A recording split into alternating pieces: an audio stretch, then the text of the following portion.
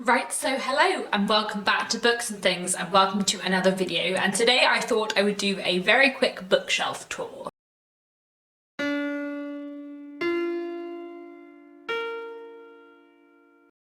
This is not going to be one of those very long bookshelf tour videos where I show you the covers and tell you the titles of every single book on my shelves. I'm not going to do that, partly because I don't really enjoy those videos that much myself, but mostly because I think that would be incredibly time consuming and I do not have the time. However, when I posted my video last week showing me putting all of my books onto my shelves and organising them since I moved into my new place, a lot of people commented asking for a bookshelf tour or asking how I organise my books. So I thought what I would do instead of a full bookshelf tour is just give you a little rundown on how I organise my books in case it is interesting for anyone, but I just wanted to talk you through how I organise my bookshelves, what order the books are in and why and where, and what different places the books live in my home. I just thought that might be fairly interesting. I should say as well before I begin that not all of these books are mine. Me and my partner Nick have combined our book collection. So while I have read the majority of the books on my shelves, or I'm planning to read them in the future, there are some books which I have not read and I don't necessarily ever intend to read because they're Nick's books, not mine, if you see what I mean. So I will start at the beginning, in the classics corner, and work through the different areas of my shelves. So here we have what I like to call the classics corner. This is where all the classics live, on this long bookshelf. So I order my classics by publisher / edition, the kind of edition I have of those classics, and within the edition they're ordered alphabetically by author. So you can see I start at the top with my collector's library edition. I really love these editions, they're really nice. There are two different designs you may spot on these shelves. The stripy ones are the old version when Collector's Library were independent, and then the blue and gold version are since Collector's Library got acquired by Pan Macmillan. I still really like them, they're lovely designs and they're a really good size, but I don't have quite as many as I collected a lot of the stripy ones when I was a teenager.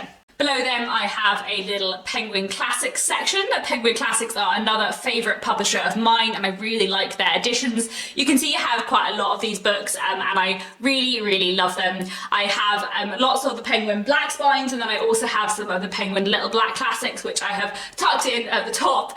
These are also ordered alphabetically by author, but as with the Collector's Library editions I do have a few little tricks to use up the space. My classics bookshelf is pretty full, so I am using every inch of space that I can. Hence why there are a few miscellaneous editions here and there, and at the end of the Penguin Classics section I have another few miscellaneous books. On the shelf below I have my Persephone Classics. Persephone are another publisher who I really love. They publish out of print and forgotten books, usually by women, usually 20th century, and they have really nice editions. I also have some Oxford World Classics here, which I also quite enjoy, and I have a few Virago Classics as well, mostly Daphne du Maurier books. And then on the bottom shelf we have some more miscellaneous editions. We have some vintage classics, and we also have the series A Dance to the Music of Time by Anthony Powell, and these editions are published by Arrow Books. I did actually do a video a while back on my classics collections where I talked about the different classic publishers that I have on my shelves, and did go through all the books on my classic shelves, so I will link that video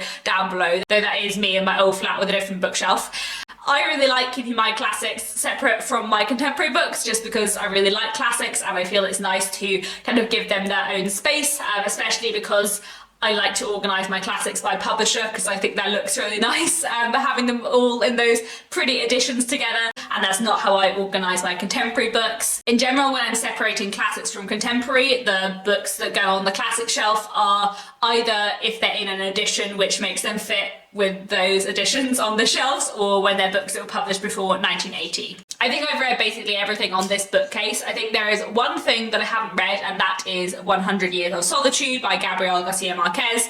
That's Nick's edition there. I have my own edition, and my own edition is on my TBR shelf, which I'll show you later, but I'm pretty sure I've read every other single book on this bookcase. Moving over to this middle shelf, on the top 3 shelves of this bookcase I keep my contemporary paperback books that I have read. So all of these books on these shelves are books that I have read. They're all paperbacks. They're pretty much all B formats. I think there might be one A format in there. If you don't know what those are, fair enough, but you can see that they're all the same size, which I like because it means that when I run out of space on this bookshelf, I can pile books on top of them because they're all even at the top. I order these books alphabetically by author surname, which I like because it means I can see them all. And as I already mentioned, I do keep my physical TBR separate, so all of these books are books that I have read. And at the end of my B format paperback section, I have a little section of bound proofs as well. Moving on to the bottom shelf of this bookcase, we have a little middle grade and YA section. This shelf is quite a mix of books that are mine and books that are Nick's, so I have not read all of the books on this shelf, but I have read some of them and really enjoyed them. Moving on to the third bookcase of my little wall of three. This bookcase has quite a lot of different things on it, so at the very top we have a little mini sci-fi and fantasy section. Again, this is a mixture of me and Nick's books, so I've read some of these but not all of them. And then following on from that we have non-fiction B format paperbacks. These are me and Nick's books combined, so I've read some of these, I haven't read some of these I will never read, but these are again ordered alphabetically by author surname, and we have quite a few shelves of non-fiction books. At the end of the non-fiction we have a little shelf of antique books. So all of these books are old editions of classics, which I really enjoy, again a mixture of me and Nick's.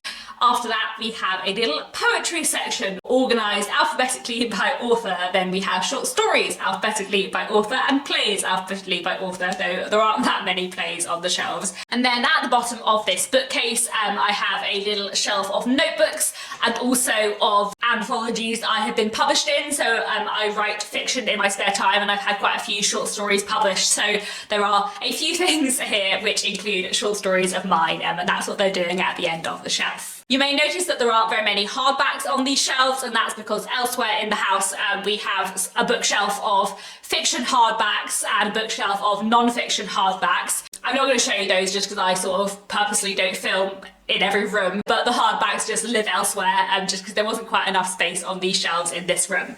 I like to have as many books as possible in one room because it just makes me happy to look at as many books as possible at once, but the hardbacks do live elsewhere. Then over to this little surface here, I have my current month's TBR.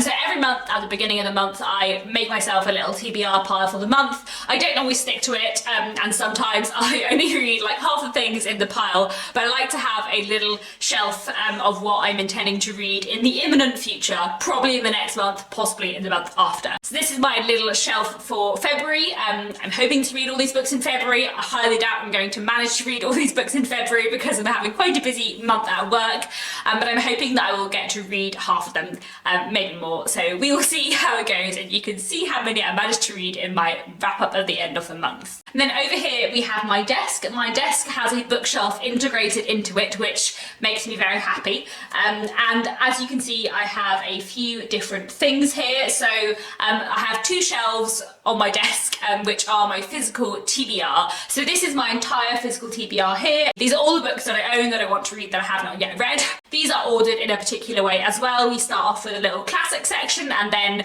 move on to contemporary fiction with a little non-fiction TBR section at the end. And this is my entire physical TBR. I like to have it all in one place, separate from the rest of my books, so that I know what I have to read in the future. I can just like quickly browse my TBR shelf and also like know how long my TBR is. My TBR isn't that big and I quite like that. I'm keen to keep it like that. So my intention is basically to not let my physical TBR get beyond those two shelves. But if I read some of those books and move them over to my non-TBR shelf, then I can add new books on, if you see what I mean. I like that system a lot and I think it's really working for me. I didn't always have a physical TBR shelf. I used to keep all my books read and unread on the same shelf, but I have decided that I quite like having it separated out just because it gives me like a sense of purpose and achievement working through my TBR, which is something I very much enjoy. And then finally in this shelf under my desk I have a selection of books books that I have worked on. When you work in publishing, you work on a lot of books.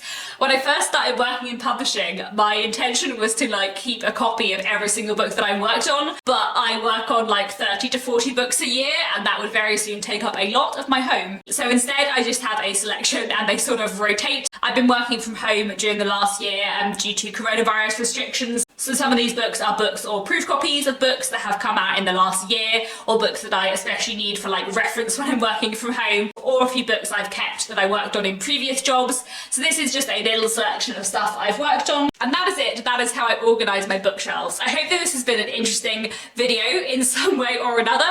I hope that this will suffice for a bookshelf tour, even if it isn't as long and as thorough as some of you might perhaps have liked. Let me know down in the comments how you organise your bookshelves. I'm very curious. Do you have a separate TBR shelf, or are your books to be read integrated with the rest of your books? Do you separate fiction and non-fiction? Do you separate classics and contemporary? Do you keep your hardbacks in separate places to your paperback? I am curious, let me know. That is all for now. Thank you very much for watching, and I'll be back very soon with another bookish video.